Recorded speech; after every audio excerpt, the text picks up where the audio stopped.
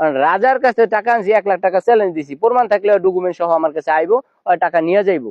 আমার সামনে আছে আমাদের পদ্মা সেতু পেজের অ্যাডমিন জাকির ভাই। গত 2 দিন আগে আমরা একটা ভিডিওর মাধ্যমে দেখলাম তার গাড়ির এই মিটারটা ভেঙে ফেলা হয়। কারা ভেঙেছে ভিডিওটা সবাই দেখেছেন, এখন তার কাছ থেকে জানবো আসল ঘটনা কি, কি কারণে এরকমটা হয়েছে। কারণ হয়েছে, আরো প্রায় সপ্তাহানি আগে হইতে রাজা আমার নামে একটা মিথ্যা কথা বলতেছে, সে নাকি আমার কাছে 10,000 টাকা দিছে ফোন কেনার জন্য।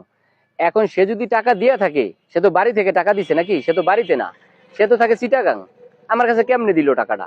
আর যদি আমাকে কোনো বিকাশের মাধ্যমে দিয়ে থাকে, বিকাশ নাম্বার থাকবে, বিকাশ আলার নাম্বার থাকবে, কিন্তু সে ব্যাপারে তো কিছুই কোনো প্রমাণ নাই।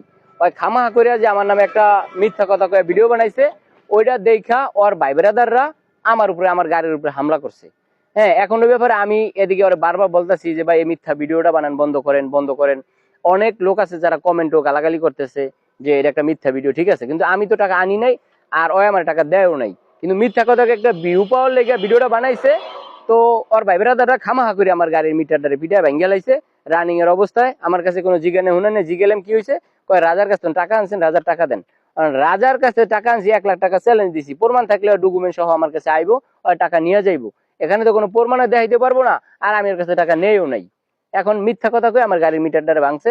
এটা যারা ভিডিও দেখতেছেন আপনাদের কাছে বিচার হইলো, রাজার কথা মতো তার ভাই ব্রাদাররা কেন আমার গাড়ির মিটার ভাঙলো।